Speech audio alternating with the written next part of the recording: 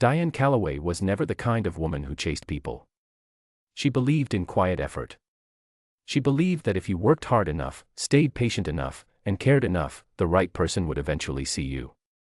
It was a belief she carried the way some people carry old photographs, close to the chest, slightly worn at the edges, still precious despite everything. She was 26 years old when she first walked into the offices of Whitmore and Associates. The building was tall and glass-fronted, sitting at the end of a wide street lined with oak trees. Inside, the floors were polished marble, the walls were pale gray, and everything smelled faintly of fresh paper and expensive coffee. It was the kind of place that made you straighten your back just by walking in. Diane had worked hard to get there. She had finished at the top of her university class, done 2 internships back to back, and spent 3 years at a smaller firm learning everything she could before applying. When they offered her the position of executive coordinator, she called her mother first and cried happy tears in the elevator of her apartment building. She met Arthur Whitmore on her 3rd day. He came into the main office just before noon, walking the way people do when they're used to rooms making space for them. He was tall, with silver at his temples and a calm, measured way of speaking that made everything he said feel considered. He was 41.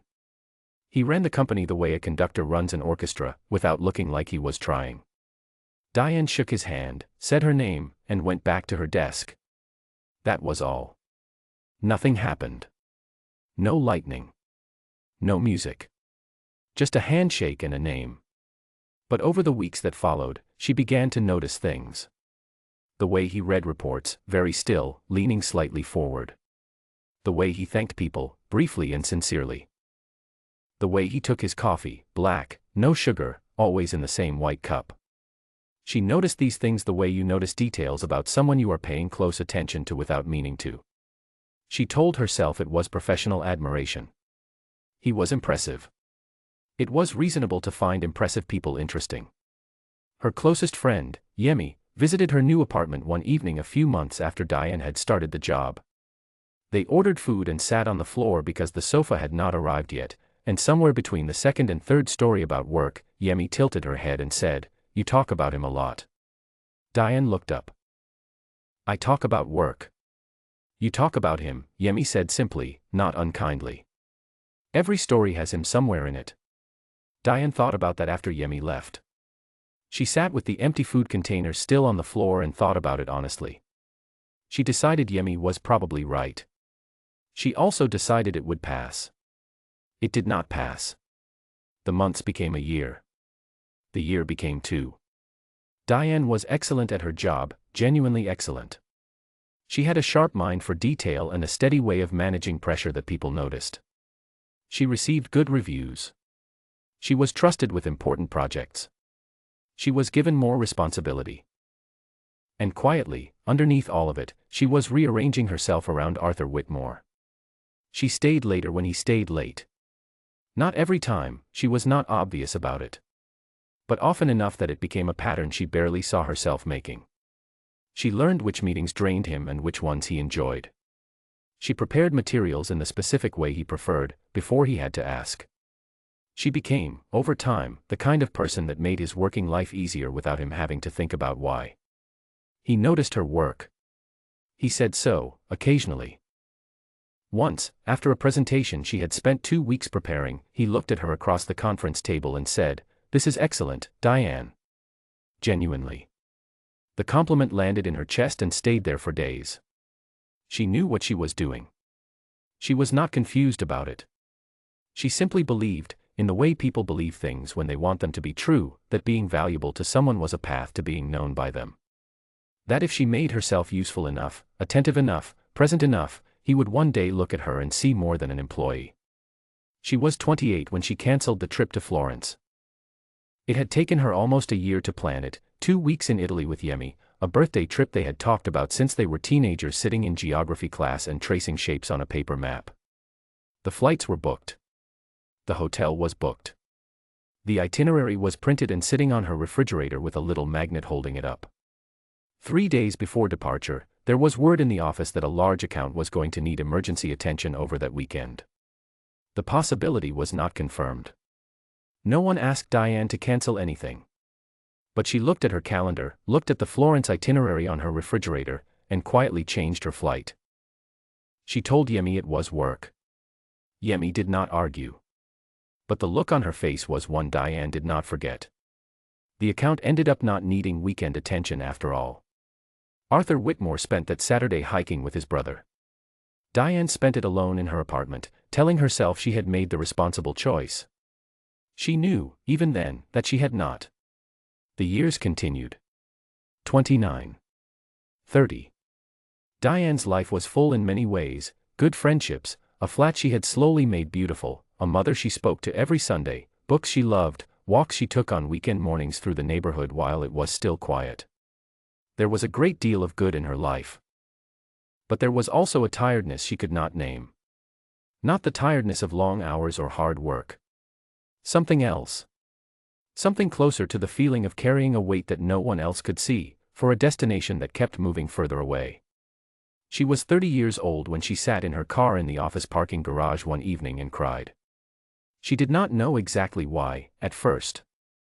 She had not had a bad day. Nothing had happened. She had simply finished a long week, walked to her car, sat down, and found that the tears were already there, waiting. She sat there for a long time.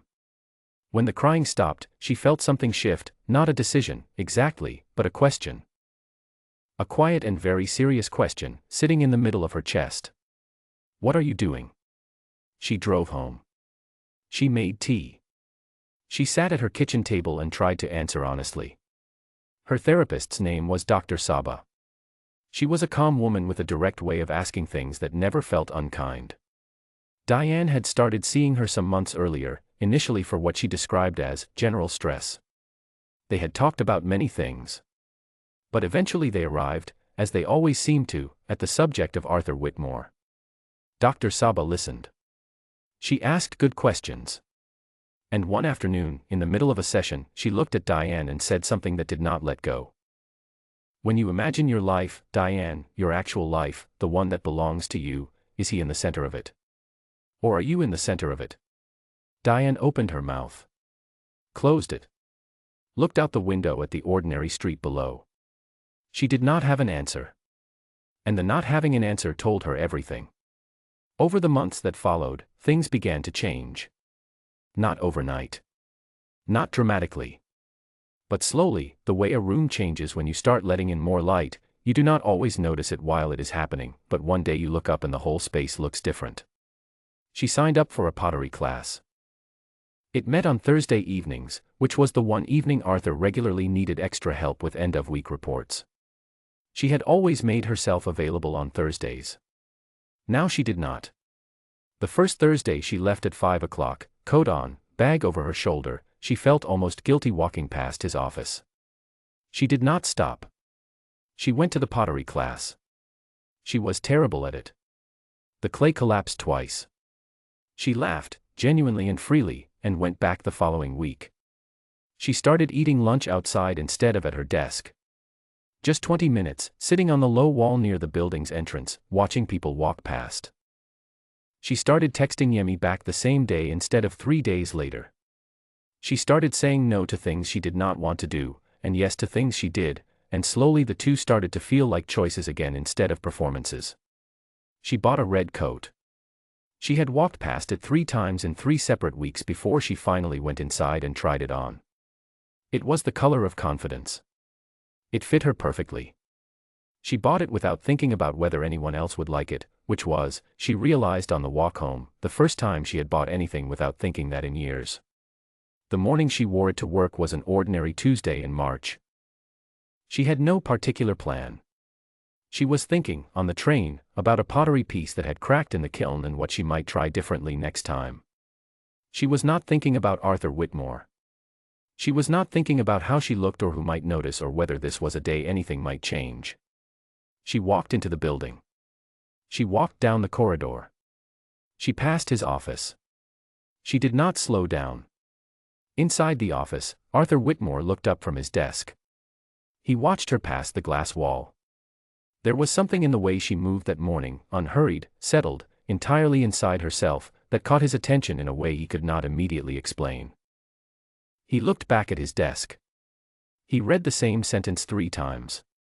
He thought about it again at lunch. He was not a man who examined himself often. He was busy.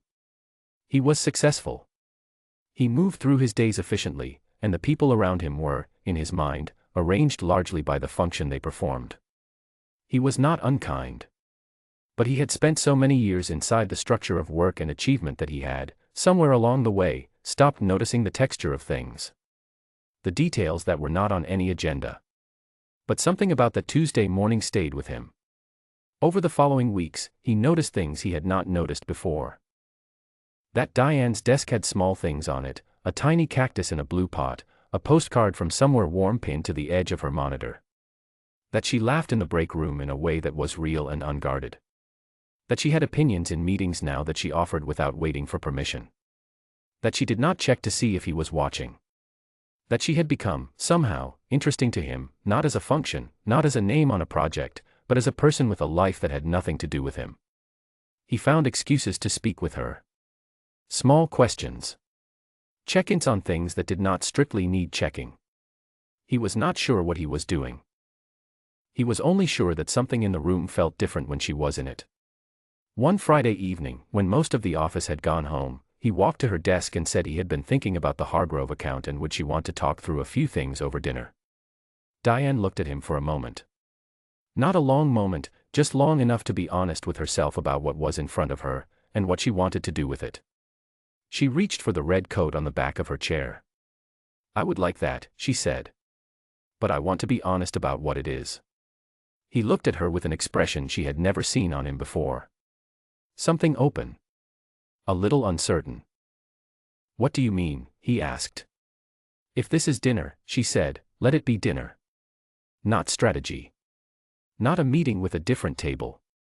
There was a pause. She did not fill it. "All right," he said. And then, after a moment, "Yes. Dinner." It was the most honest word he had said in a long time. They went to a small restaurant 3 streets away, one with plain wooden tables and good food and no need to impress anyone. They talked. Not about the Hargrove account. About other things.